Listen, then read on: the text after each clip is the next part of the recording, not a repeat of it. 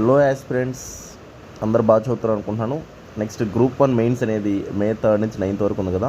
So దాంట్లో ethics subject ఉంది కదా. సో నేనేం చేస్తానంటే ఒక డెమో ఆన్సర్ అనేది ఎలా ఉంటుంది ఏంటని చెప్పేసి మీకు ఐడియా ఇవ్వడానికి మాత్రమే, జస్ట్ ఎలా ఉంటుంది నా యొక్క మెంటర్షిప్ కానీ గైడెన్స్ కానీ చెప్తాను. చూడండి, ఇక్కడ క్వశ్చన్ చూసుకున్నట్టయితే సిటిజన్ చార్టర్ గురించి అండి. మనకి సిలబస్లో కూడా వచ్చేది సిటిజన్ చార్టర్ అంటే ఏంటంటే మామూలుగా ఫస్ట్ మీకు ఒక బేసిక్ ఐడియా ఉండాలి. సిటిజన్ చార్టర్ అంటే ఇప్పుడు ఫర్ ఎగ్జాంపుల్ మీరు ఒక పోలీస్ స్టేషన్కి వెళ్ళారనుకోండి.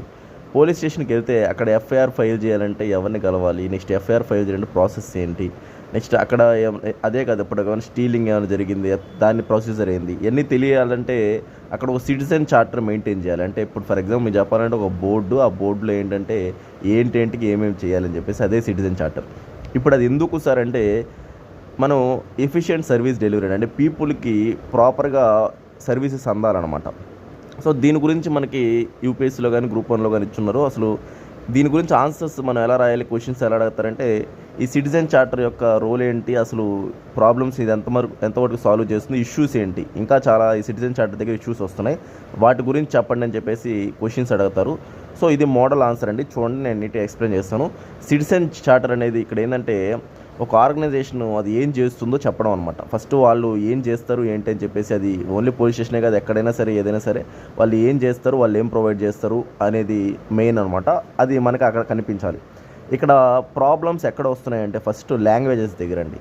ఇప్పుడు కొన్ని దగ్గరలోకి పోయారంటే పాపం కొంతమంది ఇంగ్లీష్ రాదు, కానీ అక్కడ ఓన్లీ ఇంగ్లీష్ ఉంటుంది, అప్పుడు ఇబ్బంది అయిపోద్ది. కొంతమంది తెలుగు ఉంటుంది, సో చాలామందికి కొంతమంది తెలుగు రాదు, అప్పుడు ప్రాబ్లం అవుతుంది. సో లాంగ్వేజ్ బ్యారియర్ ఉంటుంది ఆ సిటిజన్ చార్టర్లో.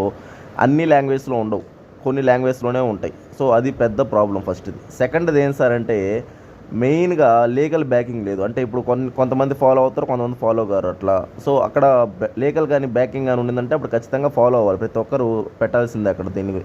సో ఇది సెకండ్ ఇష్యూ. థర్డ్ ఇష్యూ ఏంటంటే మారిపోతూ ఉంటుంది, కాలం తగ్గట్టు మారుతూ ఉండాలన్నమాట. ఎప్పుడుదో ఇంకా పురాతన కాలం సిటిజన్ చార్టర్ పెడితే ఇప్పుడున్న దానికి సరిపోదు కదా. సో ఎప్పటికప్పుడు అది మారుతూ ఉండాలన్నమాట. తర్వాత పబ్లిక్ పార్టిసిపేషన్ అనేది టాప్ డౌన్ అప్రోచ్ ఉండాలి. ఇవన్నీ ప్రాబ్లమ్స్. అసలు ఏం చేయాలి సార్, ఇంకా వే ఫార్వర్డ్ కూడా ఇంపార్టెంట్. వే ఫార్వర్డ్ ఏంటంటే Sevottam model, second ARC commission report చేసిన సేవోత్తమ్ మోడల్ని అడాప్ట్ చేసుకోవడం. నెక్స్ట్ లాంగ్వేజెస్ బ్యారియర్ లేకుండా అన్ని లాంగ్వేజ్లో మినిమం ఉండడం అనమాట. తర్వాత ఏంటంటే సిటిజన్ సెంట్రిక్ అప్రోచ్ ఉండాలి ఈ యొక్క సిటిజన్ చార్టర్ అనేది అనమాట. సో ఇట్లా కేస్ స్టడీ కూడా ఎగ్జాంపుల్గా మీరు ఒకటి రాయాలి. ఇక్కడ చూడండి, మయూర్భంజ్ చార్టర్లో window of hope is a case in point of responsiveness అని చెప్పేసి కేస్ స్టడీస్ ఏమైనా ఉంటాయి అవి రాయాలి. సో అప్పుడు ఏమవుతుందంటే మీ ఆన్సర్ ఎఫెక్టివ్ అవుతుంది. సో ఇది జస్ట్ ఒక మోడల్ ఆన్సర్. ఇలాంటివన్నీ మేము డైలీ 5 క్వశ్చన్స్ మేము చేపిస్తాం అనమాట. ఓకే ఫ్రెండ్స్, అయితే థ్యాంక్ యూ అండి, బాయ్ అండి.